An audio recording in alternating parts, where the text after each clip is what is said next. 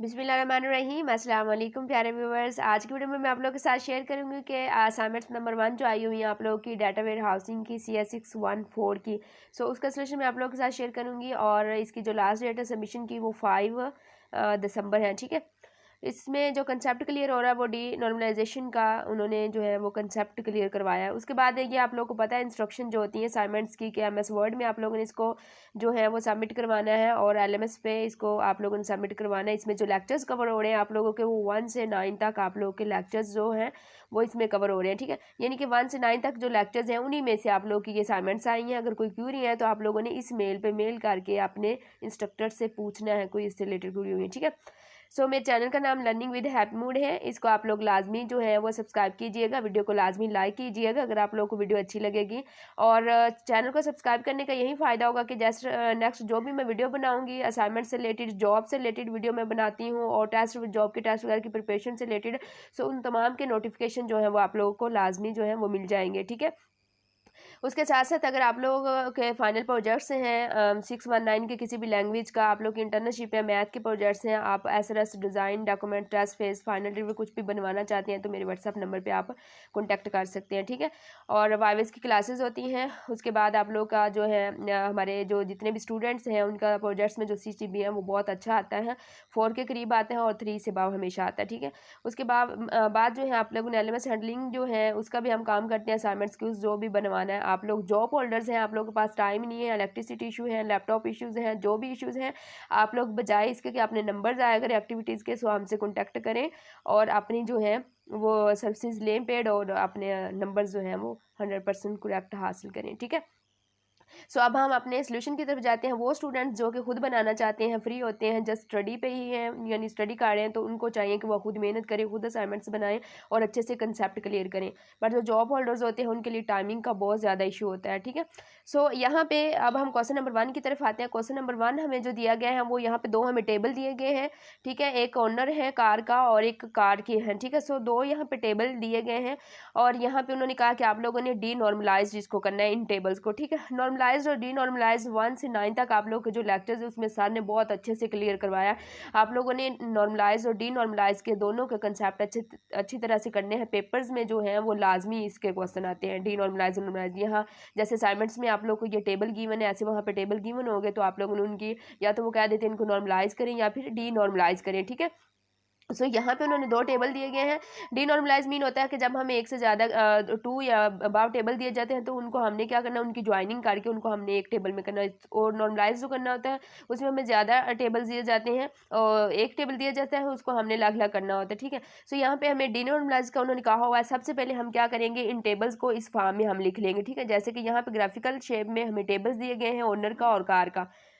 I think मेरी speed थोड़ी सी ज़्यादा है, मैं थोड़ा सा स्लो करती हूँ स्पीड को। अब यहाँ पे हमें क्या है, 2 टेबल दिए गए हैं कार का और ओनर का ग्राफिकल। तो हमने क्या करना है, यहाँ पे टेबल्स जो हैं वो इस शेप में हमने इनको बना लेना है। ठीक है, इन टेबल्स के अंदर ये जो रो हमें दी गई हैं वो हमने कॉलम्स के जो हैं वो नेम यहाँ पे लिख लेने। जैसे कि ओनर का नंबर है, first name, last name, street, city, state, zip, home phone, cell phone. इन सब का हमने एक टेबल, इस टेबल को इस फॉर्म में लिख लेना और इस टेबल को, कार के टेबल को, टेबल 2 को हमने इस फॉर्म में VIN है, मेक, मॉडल, ईयर, इंजन का जो है वो सीरियल नंबर है, ओनर नंबर है। ठीक है, अब क्या करना है, डी नॉर्मलाइज में हम क्या करते हैं, टेबल के अंदर, दोनों टेबल के अंदर जो सेम चीज़ होती हैं उसको हमने क्या करना होता है, जब हम डी नॉर्मलाइज करके एक टेबल बनाते हैं तो हमने जो दोनों टेबल्स के अंदर सेम चीज़ होंगी, जैसे कि ओनर नंबर सेम है तो उसको हमने एक बार लिखना होता है, दैट इज़ डी नॉर्मलाइज। ठीक है, यहाँ पे क्या है, हमारे पास दोनों टेबल्स के अंदर अगर हम चेक करें तो हमारे पास जस्ट ओनर नंबर जो है वो हमारे पास सेम आ रहा है दोनों टेबल्स में। हम यहाँ पे डी नॉर्मलाइज करेंगे। आफ्टर डी नॉर्मलाइज के बाद ये हमारा टेबल जो है इसमें ओनर नंबर्स हम सबसे पहले, अब अगर एक से ज़्यादा भी जो है वो सेम चीज़ें हैं यहाँ पे तो उनको भी आपने एक बार ही लिखना है। जैसे कि ओनर नंबर अगर कोई बाद में सेम होती तो उसके बाद भी यहाँ पे वो आ जाती। अब क्या करना है, हमने फर्स्ट टेबल की ये जो सेम नंबर है दोनों में वो एक बार लिख लिया है। उसके बाद हमने फर्स्ट टेबल की क्या करनी है, जो फर्स्ट टेबल की जितने भी हमारे ये नेम्स हैं उनको हमने राइट कर लेना। उसके बाद हमने क्या करना, दूसरे टेबल के ये जो नेम है VIN, मेक, सेल फोन और ये वो हमने यहाँ पे लिख लेना। ठीक है, यहाँ पे आई थिंक ये 3 टेबल खाली हैं, वो मुझे याद भूल गया। तो यहाँ पे आपने क्या लिखना, मेक के बाद यहाँ पे मॉडल आ जाएगा इस कॉलम में और इस कॉलम में ईयर आ जाएगा और यहाँ पे इंजन सीरियल नंबर आएगी। आप लोग तीनों खुद राइट कर लेना, ये मॉडल, ईयर और इंजन सीरियल नंबर, ठीक है। इनमें ये खाली जगह पड़ी हुई है, याद भूल गया आई थिंक राइट करते हुए। सो ये आप लोग का सोल्यूशन है फर्स्ट क्वेश्चन का। नेक्स्ट हम क्या करते हैं, सेकंड क्वेश्चन की तरफ जाते हैं। सेकंड क्वेश्चन में यहाँ पे उन्होंने हमें वही ऑनर और कार टेबल्स, यहाँ पे कुछ उनकी डिटेल्स दी हुई हैं, जैसे कि यहाँ पे हेडर साइज जो है ऑनर टेबल का वो हमारे पास 40 बाइट्स हैं और यहाँ पर कोड जो है वो हमारे पास 50,000 है, ठीक है। सो ऐसी इसकी हमारे पास टेबल 2 और टेबल 1 दिया गया, इनका डाटा प्रोवाइड किया गया है। उसके बाद इसमें भी उन्होंने कहा कि इनको डिनॉर्मलाइज आपने करना है टेबल्स को, ठीक है। और आफ्टर डिनॉर्मलाइज के बाद आप लोगों ने इसको मेगाबाइट यानी एमबी में, जीबी में और टेराबाइट यानी टीबी में इसको आप लोगों ने कन्वर्ट करना है। उसके बाद जो रेफरेंस कॉलम दिए गए हैं जिस टेबल के टूल्स में 8 बाइट यूज़ हुई है, यहाँ पे 60 और 40। अब हम क्या करेंगे, यहाँ पे जो हमारे पास सोल्यूशन है, सबसे पहले हमने क्या करना है, हेडर हमने जो टोटल साइज़ है ना वो हमने निकालना है, ठीक है। सो यहाँ पे देखें हेडर साइज़ का जो हमारे पास है वो यहाँ पे 40 है बाइट्स और यहाँ पे 60 है। तो इन दोनों का हम प्लस करेंगे, दोनों टेबल्स की जो बाइट्स हैं उनको प्लस करके उसमें से हम क्या करेंगे, जो रेफरेंस कॉलम की हमारे पास बाइट्स होंगी 8 बाइट्स, उसको हम यहाँ पे माइनस कर देंगे, ठीक है। सो ये इसको माइनस करेंगे, बाकी हमारे पास 92 टोटल बाइट्स साइज़ रह जाएगा हेडर्स का, ठीक है। सो ये 92 बाइट्स है हमारे पास। उसके बाद नंबर ऑफ रिकॉर्ड्स हमारे पास आ जाएंगे। नंबर ऑफ रिकॉर्ड्स हमारे पास जो आए हैं उसको हम क्या करेंगे, उसको हम मल्टीप्लाई कर देंगे, ठीक है, 92 से इन बाइट्स से।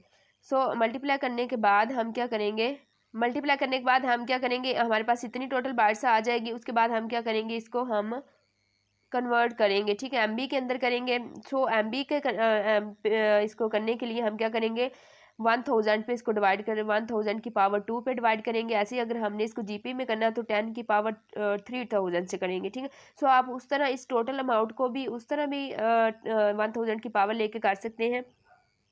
और उसके अलावा जो है आप इसको जो जवाब जैसे कि एमबी में ये आ गया है तो इसी एमबी के को आप जीपी में करने के लिए 1000 पे काट दें और इस जीपी को टीबी में करने के लिए फिर 1000 पे क्लिक कर दें। सो इस तरह भी आंसर यहाँ पे ठीक है। और अगर आप टोटल जो है इस माइंड को इसको करने, इस टोटल अमाउंट को आप अगर जीपी में करना है तो फिर आप 10 की पावर 3 पे डिवाइड कर लेंगे, ऐसे 10 की पावर 2, 10 की पावर, इस तरह आप करते जाएंगे डिवाइड, ठीक है। सो ये आप लोगों के पास आंसर आ जाएगा।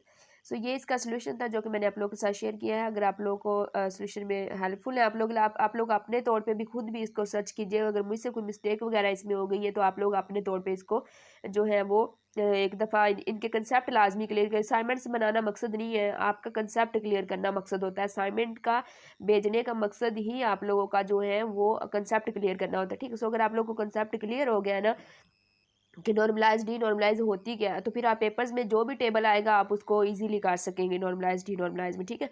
सो अगर आप लोगों को थोड़ी सी भी हेल्प हुई है इस वीडियो से, वीडियो को लाइक लाजमी कीजिएगा और चैनल को लाजमी जो है वो सब्सक्राइब कीजिएगा। अगर कोई भी आप लोगों ने पेड सर्विसेज लेनी है तो आप लोग हमारे जो है व्हाट्सएप नंबर पर लाजमी कॉन्टैक्ट कीजिएगा, ठीक है। और नीचे व्हाट्सएप का ग्रुप भी दिया गया, वो भी आप ज्वाइन कर लें। वहाँ पर भी ये फाइल्स वगैरह जो है असाइनमेंट्स वगैरह की वो मैं शेयर कर देती हूँ। और अदर्स भी आप लोगों को कोई हेल्प की ज़रूरत हो तब भी आप जो है कोई, अभी आप लोग के जो है पेपर ये प्रोजेक्ट्स की लिस्ट आने वाली है, उसमें सिलेक्शन वगैरह में प्रॉब्लम्स होती हैं। सबसे जो ज़्यादा प्रॉब्लम्स होती हैं प्रोजेक्ट्स में वो सिलेक्शन में होती है कि कौन से प्रोजेक्ट्स ईजी है, कौन सी सिलेक्शन करनी है। सो ये आप लोग लाजमी कीजिए और असाइनमेंट्स को अपने तौर पे आप लोगों ने खुद से लाजमी जो है इसके कंसेप्ट क्लियर करने, इसको चेक करना है, ठीक। So thanks for watching my video and अल्लाह हाफिज़।